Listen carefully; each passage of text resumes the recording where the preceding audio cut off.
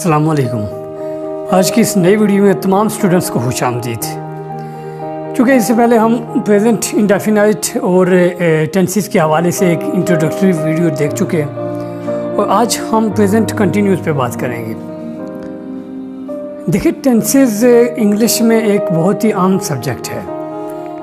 जब तक आप टेंसेस को नहीं समझेंगे तब तक आप ना ही इंग्लिश को अच्छे तरीके से बोल सकेंगे और ना ही आप इंग्लिश को राइट कर सकेंगे। तो चलें आज का काम शुरू करते हैं। टेंसेस की एक फॉर्म प्रेजेंट कंटिन्यूस, आज हम इस पे बात करेंगे।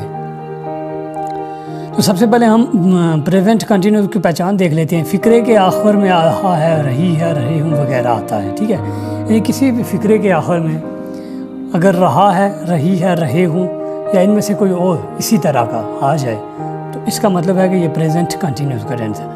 लेकिन एक और चीज़ आपने याद रखनी है यहाँ पे, वो ये है कि जब भी आप पहचान करें किसी सेंटेंस की तो रहा के बाद अगर है आ जाए या हूँ है वगैरह आ जाए तो ये अपने सेंस यहाँ पे ये देखना है कि इस सेंटेंस का सेंस क्या हो सकता है। अब देखिए, है जो है इससे ज़ाहिर है कि मौजूदा वक्त में कोई काम हो रहा है, ठीक है, यानी प्रेजेंट की बात हो रही है। अब रहा के साथ था भी आ सकता था, गा भी आ सकता था, लेकिन यहाँ पे है आ रहा है तो इसका मतलब है कि ये प्रेजेंट की बात है। ये बात अगर आप समझ जाते हैं तो आपके लिए प्रेजेंट कंटिन्यूस, प्रेजेंट के किसी भी सेंटेंस को समझना कभी भी मुश्किल नहीं हो सकता। तो अब इसकी तारीफ़ की बात करते हैं। तो जब किसी काम का करना पूरा ना हो बल्कि जारी हो तो उसे फ़ेल हाल जारी कहते हैं। यानी कि वो काम आपने शुरू किया है, अभी वो पूरा नहीं हुआ है, ठीक है, अभी वो जारी है, तो इस ज़माने को, इस पीरियड को हम ये कहेंगे कि ये प्रेजेंट कंटिन्यूस का है, ये फ़िलहाल जारी का ये ज़माना चल रहा है। तो ये थोड़ी सी पहचान है, ये अगर आपको समझ आ जाती है, फ़िक्रे का सेंस अगर आपको समझ आ जाए तो फिर सेंटेंस बनाना मुश्किल नहीं रहता। तो चलें आगे मूव करते हैं। पॉजिटिव सेंटेंस स्ट्रक्चर क्या है इसका? इसमें सबसे पहले सब्जेक्ट आएगा, उसके बाद हेल्पिंग वर्ब, उसके बाद वर्ब की first form plus ING plus subject. अब हम इसकी एग्जांपल देखते हैं। देखें, शी इज़ कुकिंग फूड। अब शी इसमें क्या सब्जेक्ट है, हेल्पिंग वर्ब क्या है, इज़, उसके बाद वर्ब की फर्स्ट फॉर्म क्या है, कुक, और उसके साथ आईएनजी कुकिंग और object food. She is cooking food, ठीक है, ये पॉजिटिव सेंटेंस है, अफर्मेटिव सेंटेंस है ये। अब नेगेटिव सेंटेंस स्ट्रक्चर इसका क्या होता है प्रेजेंट कंटिन्यूस का? इसमें सब्जेक्ट स्टार्ट पे, उसके बाद वर्ब की first form, verb helping verb, उसके बाद नॉट, उसके बाद वर्ब की फर्स्ट फॉर्म, फिर आईएनजी और ऑब्जेक्ट। अब इसकी एग्जांपल देखते हैं। She is not cooking food. देखें, स्ट्रक्चर के बिल्कुल मुताबिक ये एग्जांपल है, ठीक है। देखिए, सब्जेक्ट सबसे पहले, उसके बाद हेल्पिंग वर्ब इज़ आया है। अब प्रेजेंट कंटिन्यूस में हेल्पिंग वर्ब कौन से होते हैं ये आगे चल के मैं आपको बताऊंगा। इसके बाद नॉट अकॉर्डिंग टू स्ट्रक्चर, उसके बाद वर्ब के फर्स्ट फॉर्म के साथ आईएनजी और फिर लास्ट पे ऑब्जेक्ट। नेक्स्ट मूव करते हैं। अब इंटरोगेटिव सेंटेंस स्ट्रक्चर क्या है? प्रेजेंट कंटिन्यूस का इंटरोगेटिव सेंटेंस कैसे बनेगा ये देखना है। इज़ एम आर जो है वो हेल्पिंग वर्ब के तौर पे सबसे फर्स्ट पे आएगा, ठीक है, क्योंकि इंटरोगेटिव सेंटेंस है तो इसमें इज़ एम आर सबसे पहले आएगा। उसके बाद वर्ब की फर्स्ट फॉर्म के साथ आईएनजी और फिर ऑब्जेक्ट, उसके बाद इंटरोगेशन साइन ये लाजमी लगाना है। ये अगर नहीं लगाएंगे तो इसका सेंटेंस गलत हो जाएगा। ग्रामेटिकली देखें, पंक्चुएशन है ये, तो ये पंक्चुएशन का अगर इस्तेमाल आप नहीं करते हैं तो ये रिटन ग्रामर में इसकी मिस्टेक्स बहुत ज़्यादा देखी जाती हैं और आपके नंबर कटते हैं। अब एग्जांपल देखते हैं। Is she cooking food. अब देखें, अकॉर्डिंग टू स्ट्रक्चर सेंटेंस की एग्जांपल है। इस सबसे पहले, उसके बाद शी सब्जेक्ट, यहाँ पे मैंने इज़ एम आर के बाद स्ट्रक्चर में सब्जेक्ट का इस्तेमाल नहीं किया है। सेंटेंस एग्जांपल में तो है लेकिन वहाँ पे स्ट्रक्चर में सब्जेक्ट नहीं है, ये मुझसे मिस्टेक हुई है, इसके लिए माजरत।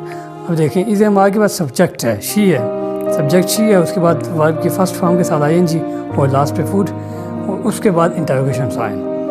अब नेगेटिव इंटरोगेटिव सेंटेंस स्ट्रक्चर क्या है? इज़ एम आर स्टार्ट पे, उसके बाद सब्जेक्ट, उसके बाद नॉट, फिर सब वर्ब की first form plus ING plus object. अब ये स्ट्रक्चर ये आपने जहन में रखने हैं। इन स्ट्रक्चर्स के अकॉर्डिंग आप ज़्यादा आसानी से समझेंगे किसी भी चीज़ को, किसी भी सेंटेंस को बनाते हैं ना, जब कोई भी फ़िक्रा आपके पास आए तो उसका स्ट्रक्चर आपको समझ में आना चाहिए। अब देखिए सेंटेंसेस को बनाने के लिए स्ट्रक्चर्स को फॉलो करना पड़ता है, और ग्रामर के जो भी सेंटेंस होते हैं ना उनमें टेंसेस, अब यहाँ पे टेंसेस के स्ट्रक्चर है ना, टेंसेस के सेंटेंस हैं। वैसे तो सेंटेंसेस की और भी कई इकसाम होती हैं, लेकिन ये अकॉर्डिंग टू टेंस हैं, ठीक है। तो इन टेंस में सेंटेंस का स्ट्रक्चर क्या है ये देखना है आपने। अच्छा, अब नेक्स्ट मूव करते हैं। Use of is, am, are and other helping verbs. अब इन हेल्पिंग वर्ब्स का इस्तेमाल, जैसा कि मैंने पहले आप लोगों को बताया था कि मैं नेक्स्ट चल के आपको ये डाउट क्लियर करूँगा। तो देखें यहाँ पे इस का इस्तेमाल होगा, is will be use with he, she, it और सिंगुलर नेम, ठीक है। इन प्रोनाउन के साथ इज़ का इस्तेमाल होगा, ठीक है, और सिंगुलर नेम। इसके बाद आर का इस्तेमाल देखते हैं। और will be use with you, they, we are plural name, ठीक है। इन प्रोनाउन के साथ आर का इस्तेमाल होगा। उसके बाद आई का इस्तेमाल जो है वो एम के साथ होगा, ठीक है। अब इनकी कुछ एग्जांपल देखते हैं। He is sitting. अब देखें इसका इस्तेमाल यहाँ पे ही के साथ हुआ है, ठीक है। मैंने बताया था कि singular name he, she, it, इनमें से किसी के साथ भी इसका इस्तेमाल होगा, ठीक है। अब आगे देखते हैं। I am sitting. अब आई का इस्तेमाल एम के साथ, यू आर सिटिंग। आर का इस्तेमाल यू के साथ। ये कुछ एग्जांपल हैं, ठीक है। तो ये इनका इस्तेमाल आपको हेल्पिंग वर्ब्स के तौर पे करना है और इनको समझना भी ज़रूरी है। नेक्स्ट मूव करते हैं। अब फर्स्ट पर्सन, सेकंड पर्सन और थर्ड पर्सन कौन से होते हैं ये देख लेते हैं। देखें आई और वी जो होते हैं ना ये फर्स्ट पर्सन होते हैं, ठीक है, और यू सेकंड पर्सन होता है, और ही, शी, दे, ये जो है ना वो ये थर्ड पर्सन होते हैं, ठीक है।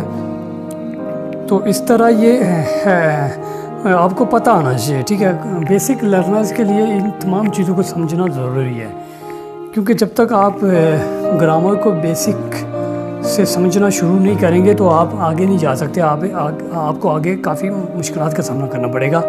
देखिए मैंने भी जब इंग्लिश को सीखना शुरू किया, ग्रामर को समझना शुरू किया, तो मैंने बेसिक से शुरू किया। हालांकि मैं MA लेवल पे पढ़ता हूँ इंग्लिश, मैंने